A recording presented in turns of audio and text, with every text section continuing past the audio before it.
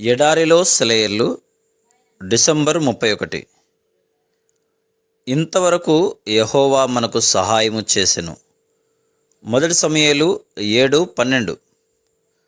ఇంతవరకు అనే మాట గడిచిన కాలంలోకి చూపిస్తున్న చెయ్యి. 20 ఏండ్లు కానివ్వండి, 70 ఏండ్లు కానివ్వండి, గడిచిన కాలం ఎంతైనా ఇంతవరకు దేవుడు మనకి సహాయం చేశాడు.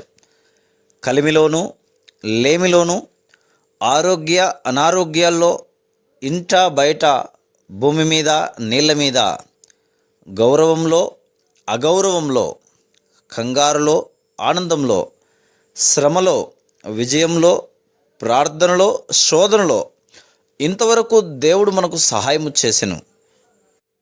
చెట్లు వరుసగా బారులు తీర్చి ఉంటే చూడడానికి ఇంపుగా ఉంటాయి.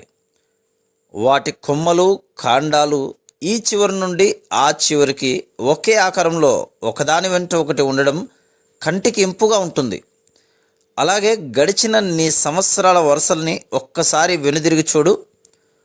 కరుణాహరితం నింపుకున్న ఆకుల్ని, దేవుడు ప్రేమ బలంతో స్థిరంగా నిలిపిన కాండాలను, సంతోషాల కొమ్మలను చూడు. ఆ కొమ్మల్లో పాటలు పాడుతున్న పక్షులు కనిపించడం లేదా? అవును, ఎన్నెన్నో ఉన్నాయి. ఇంతవరకు నీ జీవితంలోనికి ప్రసరించిన కృపను బట్టి అవి పాటలు పాడుతున్నాయి. ఇంతవరకు అనే మాట ముందుకి కూడా చూపిస్తున్నది. కొంత దూరం నడిచిన తర్వాత ఇంతవరకు అని అతను రాశాడంటే గమ్యం ఇంకా చేరలేదన్నమాట. దాటాల్సిన దూరం ఇంకా ఉంది. శ్రమలు, ఆనందాలు, శోధనలు, విజయాలు, ప్రార్థనలు, జవాబులు, కష్టాలు, శక్తి, పోరాటాలు, అస్వస్థతలు, ముదిరే వయస్సు, మరణం, ఇలా ఇంకెన్నో ఉన్నాయి. అంతేనా?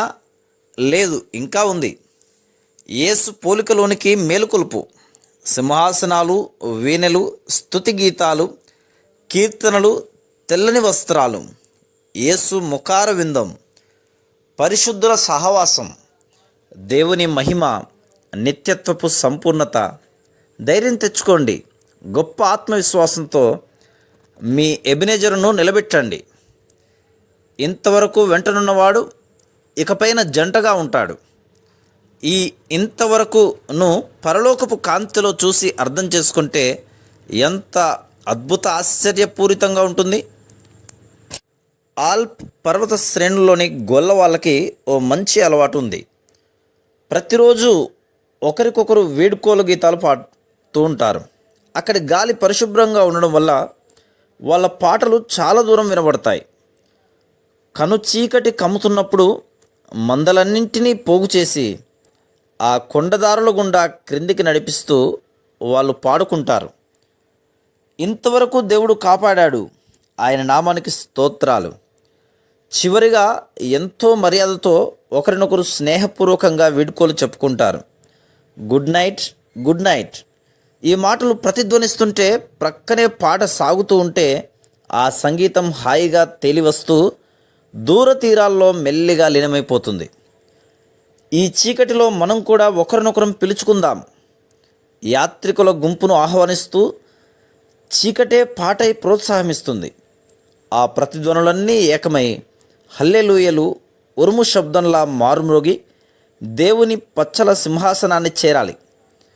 ఆ పైన ఉదయమైనప్పుడు స్ఫటిక సముద్రపు అంచున మనముంటాం. విమోచన పొందిన వాళ్ళతో కలిసి సింహాసనాసీనుడైన వానికి, గొర్రెపిల్లకు మహిమ ఘనత సదాకాలం కలుగునుగాక అంటూ ఉత్సాహగానం చేస్తాము. యుగయుగాలకు ఇదే నా పాట, యేసు చూపించాడు నాకు బాట. మరి రెండవసారి వారు ప్రభువును స్తుతించుడి అనిరి. ప్రకటన గ్రంథం 19వ అధ్యాయము 3వ వచనం. Praise the lord.